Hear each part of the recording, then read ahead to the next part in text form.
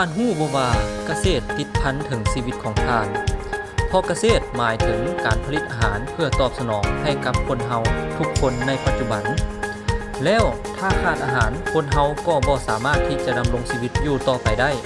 ฉะนั้นการเรียนเกษตรจึงหมายถึงการค้ำประกันเสบียงอาหารให้กับตัวเองและสังคมนอกจากนี้การเรียนเกษตรยังเป็นการสร้างงานสร้างอาชีพสร้างผลสำเร็จให้กับเฮาบ่ว่าจะเป็นการเป็นเจ้าของธุรกิจฟาร์มของตัวเองการให้บริการแก่ชาวเกษตรกรรมการเฮ็ดเวียกโครงการเกี่ยวกับเวียกงานการเกษตรและอื่นๆอีกหลายอย่างแล้วหากท่านสนใจ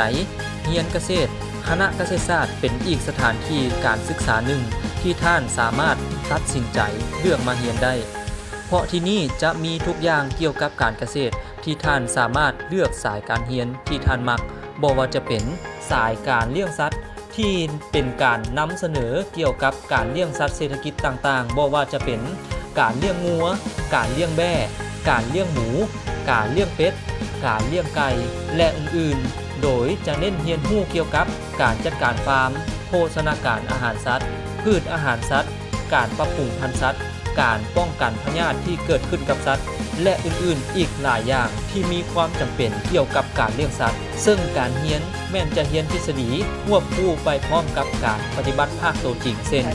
การปรุงแต่งอาหารสัตว์การจัดการทุ่งหญ้าอาหารสัตว์การดูแลสัตว์และอื่นๆ 2. สายการเรียนสัตวแพทย์หรือหมอปิ้นปัวสัตว์จะเป็นสายการเรียนที่นำเสนอเกี่ยวกับการปิ้นปัวดูแลสุขภาพสัตว์การวินิจฉัยพยาธิสัตว์การป้องกันพยาธิที่เกิดขึ้นกับสัตว์การศัลยกรรมสัตว์การนำไส้ยาเข้าในการปิ้นปัวและรักษาสัตว์การรักษาสัตว์ที่บาดเจ็บการผสมพันธุ์สัตว์และอื่นๆซึ่งการเรียนแม้นจะเรียนทฤษฎีไปพร้อมกับการปฏิบัติตัวจริงเช่นการเก็บตัวอย่างพยาธิสัตว์การลงปฏิบัติตัวจริงภายในฟาร์มการรักษาสัตว์ให้กับชาวบ้านการเฮ็ดหมันสัตว์และอื่นๆ 3. สายประมงเป็นสายการเรียนที่นำเสนอเกี่ยวกับการเลี้ยงและการจัดการเกี่ยวกับสัตว์น้ำเช่นการเลี้ยงสัตว์น้ำการผสมพันธุ์สัตว์น้ำการศึกษาคุณภาพน้ำพยาธิสัตว์น้ำการแปรรูปผลิตภัณฑ์สัตว์น้ำพฤติกรรมของปลาระบบเวชวิทยาในแหล่งน้ำการจำแนกชนิดสัตว์น้ำการลงสำรวจแหล่งน้ำการเก็บตัวอย่างปลามาวิจัยและอื่นๆที่เกี่ยวข้องกับสัตว์น้ำ 4. สายปลูกฝังเป็นสายการเรียนที่นำเสนอเกี่ยวกับการปลูกฝังและการจัดการพืชเช่นพันธุ์พืชและการปรับปรุงพันธุ์พืชสรีรวิทยาของพืชดินและธาตุอาหารของพืชการจัดการศัตรูพืชการจัดการน้ำและชลประทานเทคโนโลยีที่ใส่เข้าในการปลูกพืชการพัฒนาพันธุ์พืชและอื่นๆ 5. สายป้องกันพืชเป็นสายการเรียนที่เน้นการป้องกันควบคุมพยาธิและศัตรูพืชรวมถึงการจัดการระบบการผลิตพืชให้มีประสิทธิภาพและยืนยงเช่น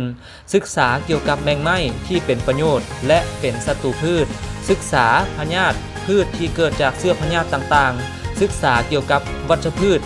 ศึกษานิเวศเกี่ยวกับศัตรูพืชการควบคุมศัตรูพืชการวินิจฉัยการรักษาพยาธิพืชการใช้เทคโนโลยีเข้าในการป้องกันพืชและอื่น